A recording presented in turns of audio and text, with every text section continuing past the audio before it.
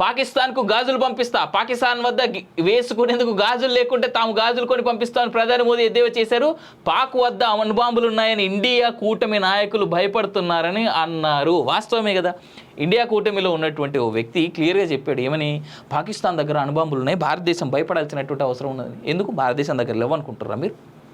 భారతదేశం బయటికి చెప్పే అణుబాంబులతో పోల్చుకుంటే లోపల దాచిపెట్టినాయి బయటికి చెప్పని ఇంకో 10 ఇంతలు ఉంటాయి. తెలుసుకోర్రి, తెలిసిన అవకాశాలు ఏదైనా ఉంటాయి, తెలుసుకోవాల్సినటువంటి అవకాశాలు ఏదైనా ఉంటాయి. భారతదేశం చాలా చిన్న సంస్థ కాదు, భారతదేశం చిన్న దేశం కాదు, భారతదేశం దగ్గర అణుబాంబులు లేక కాదు. ప్రపంచంలో ఏ దేశాన్ని అడగండి, భారతదేశం పోయి గెలికి మరీ ఒకంతో యుద్ధం పెట్టుకోదు. ఎవడైనా యుద్ధం కోసం భారతదేశానికి వచ్చినా సరే ముందు ఆగి ఆలోచించి వద్దురా నాయనా అని చెప్తుంది, తర్వాత పోయి యుద్ధంలో పాల్గొంటుంది భారతదేశం.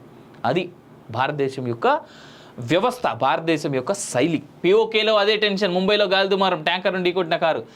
పిఓకేలో అదే టెన్షన్, సమస్యల పరిష్కారానికి 2300 కోట్ల కేటాయింపు. పాక్ ఆక్రమిత కాశ్మీర్లోని పరిస్థితులు ఆందోళనకరంగా ఉన్నాయి. పెరిగిన గోధుమ పిండి ధరలు, విద్యుత్ ఛార్జీలు, పనులను నిరసిస్తూ చేపట్టిన సమ్మె సోమవారం 4వ రోజుకు చేరుకుంది. ఈ నేపథ్యంలో అక్కడ జనజీవనం స్తంభించింది. పాక్ ప్రధాని షహబాజ్ షరీఫ్ పిఓకేలోని పరిస్థితులపై ఆందోళన వ్యక్తం చేశారు. వెంటనే సమావేశాన్ని నిర్వహించారు. ఆ ప్రాంతంలోని సమస్యలు పరిష్కరించేందుకు వెంటనే 2300 కోట్లు కేటాయించారు. గతంలోనే Jammu Kashmir joint Awami action committee సభ్యులు పిఓకే ప్రాంత కార్యదర్శి దావూద్ బరీచ్తో చర్యలు జరిపారు. రాయితీపై విద్యుత్తు, గోధుమ పిండి అందించాలని కోరారు. ఈ చర్యలు అసంపూర్తిగా ముగిశాయి. దీంతో జేఏఏసీ నాయకులు నిరసనలను పిలుపునిచ్చారు. ముజఫరాబాద్ లాంగ్ మార్చ్కు పిలుపునిచ్చారు. ఈ సందర్భంగా ప్రభుత్వం భారీగా భద్రతా సిబ్బందిని ఏర్పాటు చేయించడంతో ఘర్షణలు చోటు చేసుకున్నారు. ఓ పోలీస్ ఆఫీసర్ మరణించారు, డజన్ల కొద్ది వ్యక్తులు అరెస్ట్ అయ్యారు, మరో 100 మందికి పైగా గాయాలయ్యాయి. ఈ హింసాత్మక ఘర్షణపై ప్రధాని షరీఫ్ తీవ్ర ఆందోళన వ్యక్తం చేశారు. చట్టాన్ని చేతుల్లోకి తీసుకుంటే సహించేది లేదని ఆదివారం చెప్పారు. ఉద్రిక్తతలను చల్లార్చే ప్రయత్నాల్లో భాగంగా పాక్ అధ్యక్షుడు ఆసిఫ్ అలీ జర్దారీ సంయమనం పాటించాలని కోరారు. చర్చలు, పరస్పరం సంప్రదింపుల ద్వారా సమస్యలను పరిష్కరించుకోవాలని సూచించారు.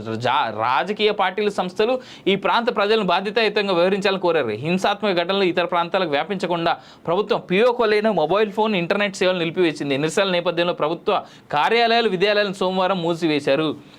కాంగ్రెస్ వస్తే భారతదేశంలో ఇలాంటి సంఘటనలు ఇండియాలో కూడా రిపీట్ అవుతాయి. అండ్ హవెవర్ ఈ సందర్భంలో చెప్పాలి, అమిత్ షా మాట్లాడుతూ ఒక టీవీ ఛానల్కి ఇచ్చినటువంటి ఇంటర్వ్యూలో ఖచ్చితంగా భారతదేశంలో భాగమే పిఓకే అనేటువంటి మాట ఉద్ఘాటించారు.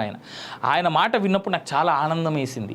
పిఓకే ఖచ్చితంగా భారతదేశంలో భాగమే. మనం ఈసారి ఎలక్షన్లో మనం గెలిస్తే, మన ప్రభుత్వం కనుక ఏర్పడితే పిఓకేని భారతదేశంలో కలిపేస్తామని చెప్పేశారు. ఆయన చాలా క్లియర్గా చెప్పిండు.